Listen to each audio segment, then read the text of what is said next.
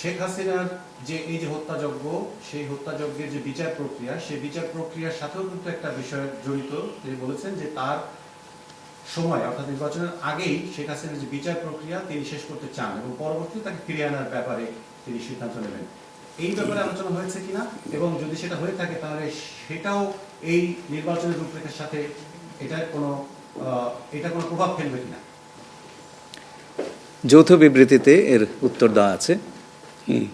সংস্কার এবং বিচার দুই বিষয়ে পর্যাপ্ত অগ্রগতি কথা বলা হয়েছে এবং আমরা মোটামুটি কনফিডেন্ট যে এই অগ্রগতি আমরা নির্বাচন আগেই দেখতে পাবো। সম্পন্ন করা যাবে। রাজনৈতিক দল এনসিপি নির্বাচন কমিশন সংস্কার ছাড়া নির্বাচনে যাবে না বলে ঘোষণা করেছে। এই ব্যাপারে এখানে আলোচনার কোনো সুযোগ আছে বলে আমি মনে করি না। এটা স্যার বলেন কি হয়েছে? সকল দলের সম্মতিক্রমে নির্বাচনটা অনুষ্ঠিত হবে। আমরা সেরকমই চাচ্ছি।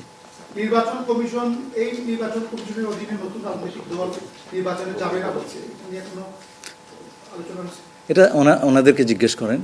এটা যার প্রত্যেকটি দলের নিজস্ব মতামত আছে, তবে আমরা সকলকে নিয়ে নির্বাচনটা করতে চাচ্ছি।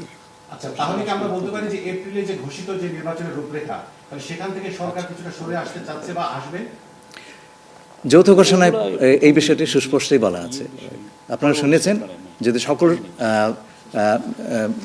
কাজ সময় মতো আমরা করতে পারি এবং বিচার ও সংস্কারের ব্যাপারে পর্যাপ্ত অগ্রগতি হয়, তাহলে নিশ্চয়ই সেটা করা যেতে পারে।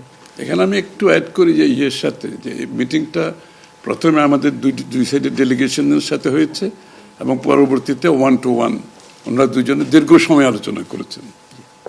আপনারা কি সন্তুষ্ট কিনা?